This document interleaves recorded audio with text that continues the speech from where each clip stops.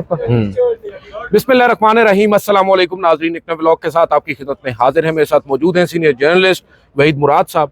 नाज़रीन, आपसे कुछ देर कबल ही एक इंतहाई अहम समाअत हुई है। सुप्रीम कोर्ट ऑफ पाकिस्तान के कमरा अदालत नंबर 1 में चीफ जस्टिस याहिया अफरीदी और जस्टिस शाहिद बिलाल हसन ने आज उस रिपोर्ट का जायजा लिया है जो गुज़िश्ता रोज सलमान सफदर साहब ने being friend of the court अदालत में सबमिट करवाई है इमरान खान साहब से तवील मुलाकात के बाद। और उस रिपोर्ट के जमा होने के ऊपर जो समाअत हुई है उसका नतीजा ये निकला है कि अब अदालत ने डायरेक्ट कर दिया है अटॉर्नी जनरल फॉर पाकिस्तान की रजामंदी और उनकी बेसिकली उन्होंने अप्रिशिएट किया है इस एफर्ट को भी, और साथ उन्होंने ये भी कहा है कि हम तमाम तर वो इकदाम उठाएंगे जो रिकमेंड किए गए हैं इस रिपोर्ट में, जिनमें बुनियादी चीज़ है इमरान खान साहब को बेसिकली रसाई देना प्राइवेट जो डॉक्टर्स हैं उन तक। वो अब उनका मुआयना करेंगे। 16 तारीख दी गई है चीफ जस्टिस की जानिब से कि उससे पहले ये मुआयना होना चाहिए, डॉक्टर्स करें। और दूसरी जानिब इमरान खान साहब के जो बच्चे हैं उनके साथ टेलीफोन पर गुफ्तगू भी 16 से पहले होगी। तो वहीद मुराद साहब, पहले या तो मैं समाअत का मुख्तसर सा अहवाल रख दूं अदालत के नाज़रीन के सामने। जी बिल्कुल। एक तो आंखों के चेकअप का हिदायत की है अदालत ने, फ़ोन पर बात करने की कहा है, और साथ ही अटॉर्नी जनरल ने अदालती अहकामात पर अमल दरामद की भी यकीन दहानी करवाई है। इत्मीनान का इजहार किया गया है इस रिपोर्ट पर जो सलमान सफदर साहब ने जमा करवाई है। चीफ जस्टिस ने उनको अप्रिशिएट भी किया है, और 2 सिफारिशात चीफ जस्टिस ने कहा कि इंतहाई गौर तलब हैं। आंख का इलाज और बच्चों से फ़ोन पर बात, दोनों ही चीज़ें तशवीशनाक हैं, और दोनों मज़कूरा मामलात के हल की हुकूमत ने यकीन दहानी भी करवाई है। और रिपोर्ट में पेश की गई दीगर सिफारिशात को हम खुद देखेंगे जो अदालत में आज नहीं पढ़ी गई।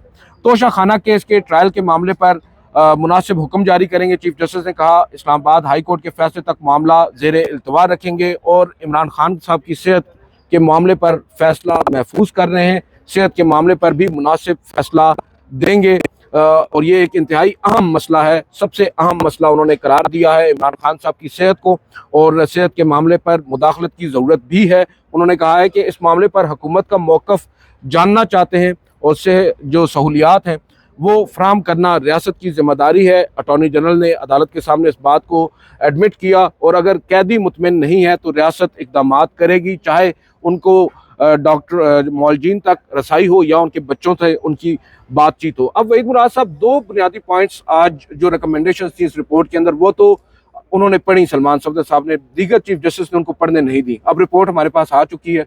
वीडियो के अगले हिस्से में हम नाज़रीन के सामने वो चीज़ें भी रख देंगे जो उस रिपोर्ट में हैं, जो आज कमरा अदालत में नहीं रखी गई। आपकी क्या असेसमेंट है? एक तो बाज़गश्त है शहर इक़्तिदार में भी कि शायद पस पर्दा बहुत सारी चीज़ें डेवलपमेंट्स हो रही हैं, जिसके नतीजे में अब ये डेवलपमेंट भी आज सुप्रीम कोर्ट में हो रही है। ओवरऑल आप क्या समझते हैं कि ये बात दुरुस्त है या ये महज एक अदालती कार्रवाई है जो रूटीन चल रही है? पिछले 2-3 हफ्तों में जो कुछ इस्लामाबाद में हो रहा है, जो कुछ हम देख रहे हैं इमरान खान की सेहत के हवाले से, जब से ये खबर सामने आई थी कि उनको पिम्स अस्पताल लाया गया, उससे पहले उनकी कुछ मुलाकातें बंद थीं, तो इसलिए बाहर किसी को इल्म नहीं था कि क्या हो रहा है या उनकी सेहत की सूरत हाल क्या है। लिविंग कंडीशन के बारे में तो पहले भी उनके आता कि जेल में उनको क्या कुछ मुयसर है क्या नहीं है, लेकिन ये वाली चीज़ जो थी ये उस वक्त आई कि जब उनकी आंख का मसला सामने आया कि उनकी आंख में जो है वो एक प्रॉब्लम है, तबी मसला है। तो उसके बाद यहाँ हमने देखा 2 हफ्ते तहरीक इंसाफ के जो क़यादत है वो सुप्रीम कोर्ट के बाहर आती रही, और सुप्रीम कोर्ट में एक बार उन्होंने चीफ जस्टिस से मिलने की कोशिश की। उनके कुछ वकला मिले, सलमान सफदर की भी मुलाकात हुई, उनको यकीन दहानी कराई गई कि तिब्बी रिपोर्ट मिल जाएगी। फिर वो काफ़ी दिनों बाद तक नहीं मिली, और फिर वो पिम्स इंतज़ामिया की जानिब से अडयाला जेल के हुकाम को भेजी गई, और उनकी जानिब से फिर वो उनके अहल खाना को फराहम की गई। इस दौरान एक यादाश्त भी जमा कराई गई सुप्रीम कोर्ट में। तो ये वो बैकग्राउंड है जिस दौरान कुछ ना कुछ खिचड़ी बैकग्राउंड में पस मंज़र में पक रही थी, और उस बुनियाद पे हम कह सकते हैं कि जो ये अचानक ये 3 केसेस लगाए गए, उससे पहले एक प्रेस रिलीज सुप्रीम कोर्ट ने जारी की कि हम एक प्रोसीजर बना रहे हैं कि कौन किस तरह कोर्ट में आएगा, और उसको वो ख़ास तौर पर वो PTI के जो रहनुमा यहाँ आए थे उस हवाले से बताया गया था उस प्रेस रिलीज में। उसके बाद ये 3 केसेस लगाना, वो केसेस जो बज़ाहिर लग रहा था कि इन्फ्रक्चर्स हैं, यानी गैर मौसर हो चुके हैं। 2023 की ये पिटिशन्स थी, 3 दरखास्तें थी, जो क्रिमिनल पिटिशन थी और एक CPLA तोशाखाना और फौजदारी के मुकदमात उनके जो उस वक्त के थे वो हालांकि हाई कोर्ट में इस वक्त ज़ेर समाअत हैं। तो ये इनका लगना, एक वक्त खबर आई कि 17 दरखास्तें उनकी जो मुतफरक दरखास्तें थी वो 8 फरवरी के फिक्स हो गई हैं, और उसके बाद जो समाअत फिर उनमें 3 रखी गई। फिर इसमें जो डेवलपमेंट अचानक हुई कि उनके वकला को सुने बगैर या उनके वकला को साइड पर रख कर सलमान सफदर को, जो उनके दीगर मुकदमात में, वो खुद बता रहे थे कि 300 मुकदमात में उनके वकील हैं, उनको अदालत का दोस्त मुकर्रर करके, फ्रेंड ऑफ द कोर्ट मुकर्रर करके वहाँ भेजना, तो इसका कोई ना कोई पस मंजर है। ये इस तरह अचानक नहीं हुआ, आउट ऑफ द ब्लू जो है ना, चीफ जस्टिस याहिया अफरीदी को अचानक ख्याल आया कि बड़े जी मसाइल साल कोई मुकर्रर नहीं हुआ, साल से ज्यादा, और हाई कोर्ट में कुछ नहीं हुआ, मुलाकातें नहीं हो रही, बाकी नहीं हो रही, अचानक। तो जो आज की समाअत मैंने देखी है, उस आधे घंटे में मुझे बज़ाहिर ये लगा कि कोरियोग्राफ था, जिस तरह कोरियोग्राफ होता है ना, बाकायदा आर्केस्ट्रा जो है ना वो उसके मुताबिक चलता है, और या हम देखते हैं तो ये चीज़ें बज़ाहिर जो उनकी बॉडी लैंग्वेज थी, जिस तरीके से वो केस को चला रहे थे, जिस तरीके से लतीफ़ खोसा पहले आए जो इमरान खान के वकील हैं इस केस में, उन्होंने जो प्ली की, उनको कुछ पढ़ने दिया गया, कुछ नहीं, उन्होंने कहा यहाँ तक रहें आप, इस केस को हम यहाँ तक चलाएंगे, इस मामले को यहाँ छोड़ दें, इस मामले को यहाँ तक देखेंगे। फिर उसके बाद जिस तरीके से सलमान सफदर जो फ्रेंड ऑफ द कोर्ट थे, उनको बुलाया गया, उनसे फिर कहा गया नहीं आप यहाँ तक पढ़ें, यहाँ ना पढ़ें, पहले यहाँ तक। और जिस तरीके से सलमान सफदर ने इसमें किरदार अदा किया, उस किरदार से भी लगता है कि बज़ाहिर ये पहले से तयशुदा था, सारा कुछ तय था, उसके बाद ये हुआ है। इस तरह नहीं हुआ कि सलमान सफदर को ऐसी रसाई दी गई, जो ख़ुद इमरान खान के वकील हैं और बहुत से केसेस में वकील हैं। फिर सलमान सफदर एक प्रोफेशनल वकील हैं, तो उनके हर जगह राब्ते होते हैं, और जब हुकूमत की इजाज़त के बगैर तो ये मुमकिन नहीं था, और फिर असल हुकूमत जो है उसकी इजाज़त के बगैर भी मुमकिन नहीं था। हाँ, असल हुकूमत की इजाज़त। तो सलमान सफदर जो है वो एक वक्त में उस असल हुकूमत को भी रिप्रेजेंट करते रहे। परवेज़ मुशर्रफ केस में उनको देखा है, बड़ी उन्होंने प्रोफेशनली बड़े साउंड वकील है, तो बड़ी अच्छी वकालत की थी उन्होंने उस वक्त परवेज़ मुशर्रफ की, जब उनके संगीन गद्दारी का मुकदमा ज़ेर समाअत था खुसूसी अदालत में, स्पेशल कोर्ट यहाँ से सामने, अब जिसमें आईनी अदालत बन गई है, फिर नेशनल लाइब्रेरी में वो केस मुंतकिल हुआ था, वहाँ स्पेशल कोर्ट उसको सुन रही थी। तो वो सलमान सफदर जब इस मामले में आए और उनको जिस तरीके से भेजा गया और कोई रुकावट नहीं, 3 घंटे तक वो रहे, और फिर जितना कम्प्रीहेंसिव जिस तरीके से उनने रिपोर्ट बनाई, तो ये मुझे लगता है कि सारा कुछ एक तयशुदा फॉर्मेट के अंदर किया गया है। और जो आज समाअत हुई आधा घंटा, तो उसके अंदर भी मुझे लगा कि कहाँ कितना पढ़ना है वो हम आखिर में बताएंगे, कि कौन सी रिपोर्ट का कौन सा हिस्सा नहीं पढ़ने दिया गया और कौन सा हिस्सा पढ़ने दिया गया। और चीफ जस्टिस याहिया अफरीदी ने एक मौके पर खुद कहा कि लेकिन हमें लगा कि ये कहीं उसके अंदर रिकमेंडेशन में आया है, फ्रेंड ऑफ द कोर्ट की तजावीज़ में शामिल है, लेकिन वो तजावीज़ उनको पढ़ने नहीं दी गई, वो वाला हिस्सा, लेकिन बेटों से जी वो था रिपोर्ट में, लेकिन उनको पढ़ने नहीं दी गया। वो बाद में जब हमारे पास रिपोर्ट आई, हमें पता चला कि उसमें था। उसका पहला हिस्सा क्या था? जी हाँ, उसका पहला हिस्सा जो है वो हमने, जब वो सेहत से मुतालिक था, और दूसरा हिस्सा खुद चीफ जस्टिस ने आगे बढ़ के कहा कि जी इसमें हम ये कहेंगे, और हुकूमत चूँकि अच्छे मूड में। ये आज पूरे मेरे ख्याल से समाअत का खुलासा ये है कि जो चीफ जस्टिस ने अपने मुंह से कह दिया कि हुकूमत अच्छे मूड में है, और अटॉर्नी जनरल साहब आप ये भी करें, और ये टर्निंग पॉइंट ये है जी। और अटॉर्नी जनरल फॉर पाकिस्तान भी आज हैरानकुन तौर पर बाकायदा अच्छे मूड में नजर आए, और उन्होंने कहा कि जी बिल्कुल जो रिकमेंडेशंस हैं हम रेडी हैं उन पर अमल दरामद करने को। और 16 की तारीख जब चीफ जस्टिस की जानिब से दी गई, ये वो अटॉर्नी जनरल फॉर पाकिस्तान है जो यहाँ पर ही अदालत के अंदर एक छोटी सी चीज़ के लिए भी डायरेक्शंस लेने की कहते थे, और यहाँ पर इतनी बड़ी बड़ी चीज़ें हैं सर। इमरान खान साहब की उनसे बच्चों से मुलाकात, राब्ता फ़ोन पर, या जो डॉक्टर्स की रसाई है, ये कोई छोटी चीज़ें नहीं है पाकिस्तान के डायनामिक्स में अगर हम देखें। और अटॉर्नी जनरल फॉर पाकिस्तान आज हमें बड़े इम्पार्ट नज़र आए हैं कि उन्होंने अपने तौर पर ये यकीन दहानी करवा दी है कि 16 तारीख से पहले वो इन दोनों रिकमेंडेशन पर अमल दरामद करवा देंगे। अब आगे चलकर आपको लग क्या रहा है, क्योंकि बहुत सारी ऐसी भी रिकमेंडेशन हैं जिनका जिक्र नहीं है, बाद हमने पढ़ा। एक तो चीज़ बड़ी इंटरेस्टिंग है ना कि एक इनकारसरेटेड पर्सन है, 300 से जायद में, तो सलमान सफदर साहब खुद बता रहे हैं, वो वकील हैं, टोटल मुकदमात की तादाद मुझे भी नहीं मालूम कि कितनी है, और उस शख्स को उसके वकलात तक रसाई नहीं दी जा रही। इसके ऊपर अदालत क्यों खामोश रही है? क्या वजह हो सकती है? क्यों अदालत ने उन रिकमेंडेशंस की जानिब क्यों आज तवज्जो मबजूल नहीं होने दी? देखें, ये जिसे पहले मैंने कहा कि ये सारा कुछ तयशुदा था, तो उस तयशुदा में, उस फॉर्मेट के अंदर वो चीज़ें नहीं आ रही थी, इसलिए चीफ जस्टिस याहिया अफरीदी या उनका बेंच इधर या उधर नहीं गया। और सुप्रीम कोर्ट में जो इतने अरसे बाद ये आपको चहल पहल नजर आ रही है, जो मेला लगा हुआ है, तो उन्होंने इस तरीके से अपने आप को रेलिवेंट भी कर दिया है। वरना पाकिस्तान में अब आईनी अदालत बन चुकी है, जो बार बार चीफ जस्टिस ऑफ पाकिस्तान को याहिया अफरीदी और उनकी अदालत को कहते हैं कि आप हमसे नीचे हैं, हमारे फैसले आप पर बाइंडिंग है, आपके फैसले हम पे मौसर नहीं है, हम आपके फैसलों के पाबंद नहीं है। तो ये एक मौका उनको मिला कि उन्होंने दरमियान में रह के और अपनी रेलिवेंसी थोड़ी सी साबित की। लेकिन ये लगा आज के उसमें, और जो आपने अटॉर्नी जनरल का बताया, तो अटॉर्नी जनरल इस वक्त सारा कुछ है, और अटॉर्नी जनरल इसलिए सारा कुछ है कि वो आजकल मोहसिन नकवी साहब के साथ फिरते हैं, वज़ीर दाखिला। और आपको पता है कि वज़ीर दाखिला जो है वो डिफेक्टो वो हैं, प्राइम मिनिस्टर हैं इस मुल्क के, और वो उनके इलाके में पीसीबी पाकिस्तान क्रिकेट बोर्ड के चेयरमैन भी है, तो वहाँ ग्राउंड भी बना रहे हैं वादी सून सकेसर में, क्या बात। जो अटॉर्नी जनरल का इलाका है। तो इस वक्त अटॉर्नी जनरल ही सारा कुछ है, हुकूमत ही अटॉर्नी जनरल है। और जब अटॉर्नी जनरल यहाँ आके वो बात कर रहे हैं और यकीन दहानी करा रहे हैं, जी बिल्कुल, तो इसका मतलब है कि पहले से ये सारा कुछ तय था। और यहाँ तक ये मामला अब आगे कितना चलते हैं वो बाद में पता चलेगा। उसका एक तो इन्हिसार इमरान खान पे भी है कि वो किस हद तक कुछ लचक का मुजाहरा करते हैं, जो आज तक उन्होंने कभी की नहीं है, वो लचक दिखाई नहीं उन्होंने। लेकिन जो ये वाला मामला देखें, एक उसमें दिलचस्पी थी कि जो किताबों की रिकमेंडेशन थी वो भी आखिर में कहीं लिखी हुई थी तजावीज़ में कि किताबें भी उनको फराहम की जाए, और कुछ मखसूस किताबों का शायद उन्होंने जिक्र किया होगा। तो चीफ जस्टिस ने खुद से कहा नहीं हम ये नहीं चाहेंगे, जो उनकी इस वक्त कंडीशन है कि वो किताबें ना हो, उनकी आंख मजीद जो है ना, क्योंकि आंख का मसला है, ये तो उन्होंने कहा मेरी एडवाइस होगी। जी जी हाँ, मेरी एडवाइस होगी। ये उन्होंने भी अपनी तरफ से बज़ाहिर फिजिशियन बन के एक उन्होंने एडवाइस दी है।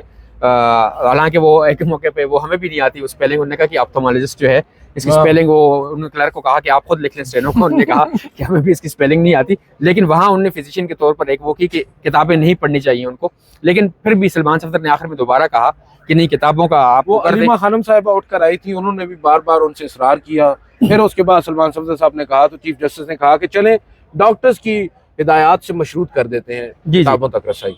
इसमें एक और दिलचस्पी कि सलमान सफदर साहब ने जिस तरह एक्ट किया है, जिस तरह वो खेले हैं इस सारे मामले पे, और उन्होंने कोर्ट से इस पे दाद भी समेटी है। जाहिर बात है दाद उनकी बनती भी थी कि वो पूरे उनने अपना पार्ट जो है था, उस किरदार जो है भरपूर तरीके से निभाया। और उन्होंने आज अदालत को एक जुमला कहा, उन्होंने कहा कि मुझे जी मैं सिर्फ ये कहना चाहूँगा, हालांकि अदालत उनको रोक रही थी कि आप मजीद कुछ नहीं, उन्होंने कहा नहीं एक चीज़ मैं बताऊँ कि मुझे कल से कोई 100 मैसेजेस आए जिसमें सिर्फ हर बंदे ने कहा कि हम पे ट्रस्ट कर दें, कुछ तो बता दें रिपोर्ट के बारे में, हम आगे नहीं बताएंगे। और कहते कि मेरी अहलिया ने भी ये कहा कि मुझ पर ट्रस्ट करें, मुझे बता दें। तो ये वो था कि उन्होंने उसी पार्ट के अंदर रहते हुए भरपूर तरीके से उसको निभाया, और उन्होंने कहीं भी बात आगे पीछे नहीं की, यानी जब तक कोर्ट में ना पेश कर दी। क्योंकि ये इसलिए मैं कह रहा हूँ कि ये सारे वो एलिमेंट्स हैं जो हमें बताते हैं बतौर जर्नलिस्ट सर्वर कि ये सारा कुछ तयशुदा था। जो अब ये जो पार्ट नहीं पढ़ा गया वो आप पढ़ें कि उनके वकला, उनके तिब्बी जो टीम है कौन होगी। अच्छा, एक तो इसमें सबसे इंपॉर्टेंट चीज जो मैं पढ़ना चाहूंगा, कंक्लूसिव फाइंडिंग्स हैं और रिकमेंडेशंस हैं जो सलमान सफदर साहब ने being friend of the court दी हैं, that based on the personal inspection and interview conducted with the petitioner. वो कंक्लूड करते हैं सलमान सफदर साहब के इमरान खान साहब ने कंप्लीट एक्सप्रेस किया है अपना satisfaction regarding his safety and security, और उन्होंने ये कहा है जो सेल ब्लॉक के अंदर उनकी सिक्योरिटी है उस पर वो इत्मीनान का इजहार करते हैं, as well as contentment with his living conditions. उन पर भी उन्होंने जो लिविंग कंडीशंस हैं एतमाद का इजहार किया है। Amenities and food provisions within the jail premises, he had reiterated that his wants remain limited and reasonable, fully acknowledging the constraints of incarceration। यानी उन्होंने एक तो यहाँ पर ये बिल्कुल वाजे कर दिया है कि उन्हें किसी भी तरह का कोई मसला वहाँ पर दरपेश नहीं है, अपार्ट फ्राम हिज जो आंख का एक इशू है जेल की सहूलियात पर। पहली दफ़ा, क्योंकि यहाँ पर एक वावेला था सर, पाकिस्तान तहरीक इंसाफ से वाबस्ता जितने भी लोग जब जेल से बाहर आते थे वो यही कहते थे कि भाई उनको तो काल कोठरी में रखा गया है, उनको सॉलिटरी कन्फाइनमेंट में रखा गया है, क्या कुछ नहीं बताया जाता था। लेकिन इमरान खान साहब ने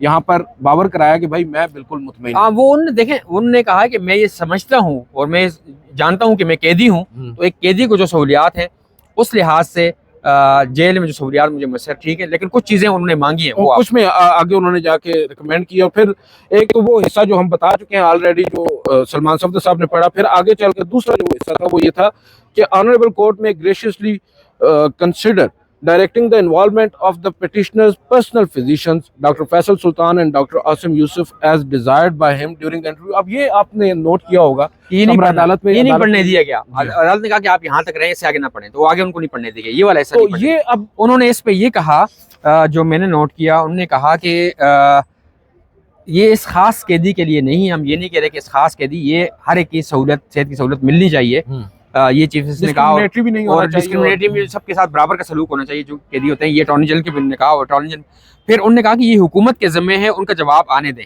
ये चीफ जस्टिस ने उनको कहा कि ये हुकूमत के ज़िम्मे सेहत के हवाले से। और फिर जो ये वाला हिसाब पढ़ रहे हैं जो उनको नहीं पढ़ने दिया गया डॉक्टर फैसल और दीगर का, इस पर उन्होंने कहा कि ये रियासत की जिम्मेदारी है, हम इस पर मजीद वो नहीं करेंगे, कोई हिदायत जारी नहीं करेंगे, हम हुकूमत पर ट्रस्ट करते हैं तो हुकूमत खुद से, और हुकूमत लगता है कि अच्छे मूड में है, ठीक है, तो उन्होंने कहा ये कर दे। अटॉर्नी जनरल ने कहा जी हम यकीन दहानी कराते डायरेक्ट नहीं किया कि पर्सनल फिजिशियंस यानी हुकूमत, जी हाँ, हुकूमत अगर चाहे अब हुकूमत इनको डॉक्टर को चाहे कर सकती है, किसी अपने कोई टीम बनानी चाहिए कर सकती है।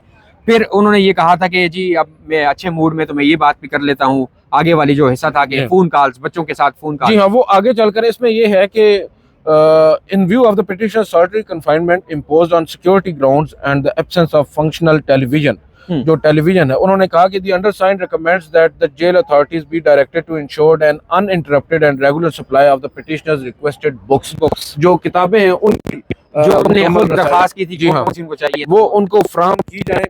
और this measure is essential to preserve mental health, well-being and does not compromise institutional security। और फिर आगे चलकर वो कहते हैं कि restrictions placed on the petitioner's access to legal counsel gravely undermine his ability to receive instructions, prepare his defense and participate meaningfully in ongoing proceedings।